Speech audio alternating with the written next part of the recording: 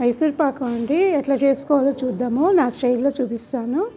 First చిన్న గ్లాసుడు శనగపిండి తీసుకున్నాను.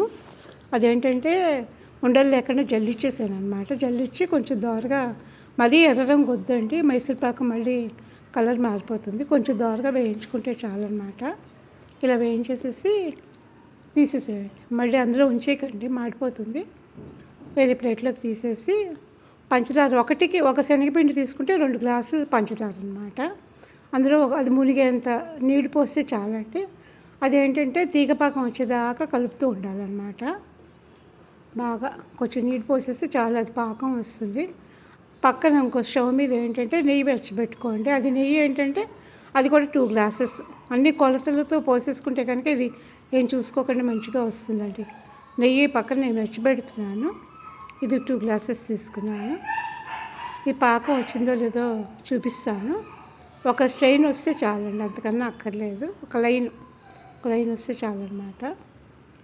ఒక లైన్ వచ్చిన తర్వాత మీరు నెమ్మదిగా అందులో కొంచెం శనగపిండి వేయాలన్నమాట. అంతా ఒకేసారి పోసేయకండి, ఉండలు కట్టేస్తుంది. ఉండలు కడితే కనుక విడవు, మంచిగా రాదన్నమాట. ఇలా ఒక లైన్ వచ్చేదాకా చూసుకోండి. ఒక లైన్ వస్తే చాలు.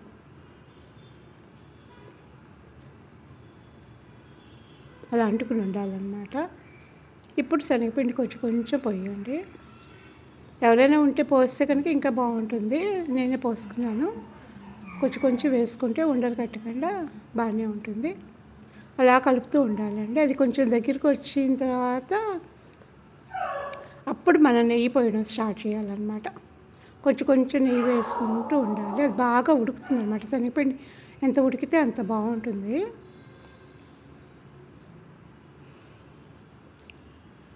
మొత్తం వేసేసేయండి.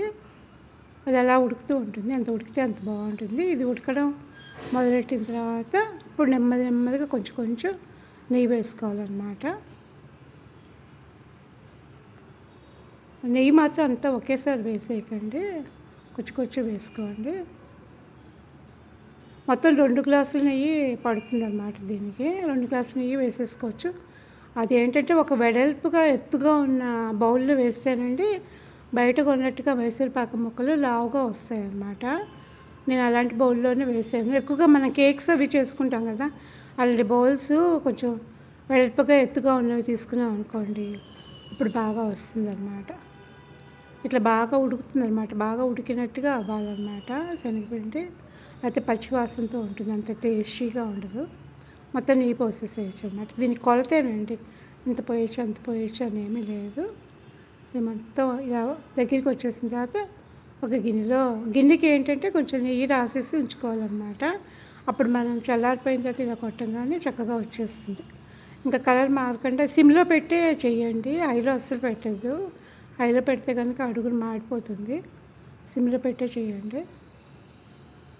సిమ్లో పెట్టి చేస్తే కనుక కలర్ కూడా బాగుంటుంది చూడడానికి. పిల్లలైతే బాగా తింటారండి చక్కగాను. పెద్ద కష్టం లేకుండా ఇలా పక్క కొలతలతో చేసేసామనుకోండి బాగా వచ్చేస్తుంది అన్నమాట. నెయ్యి ఎక్కువైనా పైకి వచ్చేస్తుందండి, అంతగా అయితే మనం తీసేసుకోవచ్చు. లేకపోతే ఉంచేస్తే అది మామూలుగా నెయ్యిలాగా అయిపోతుంది అన్నమాట. ఎలా అయినా పర్వాలేదు, ఇంక తీసేయచ్చండి. బాగా దగ్గరికి వచ్చేసింది. ఇది ఇలాంటి గిన్నెలో తీసుకున్నాను నేను. ఇప్పుడు ఏంటంటే ఎత్తుగా ముక్కలు కోయడానికి మంచిగా వస్తుంది అన్నమాట. ఒక కలర్ మారిపోతుంది కదా, తీసేస్తున్నానండి. ఇప్పుడు ఏంటంటే కొంచెం అది అలా బాగా కిందకి అది పెట్టేయకండి. మళ్ళీ అది పెట్టేస్తే ఏమవుతుందంటే అది పొంగుతూ రాదన్నమాట.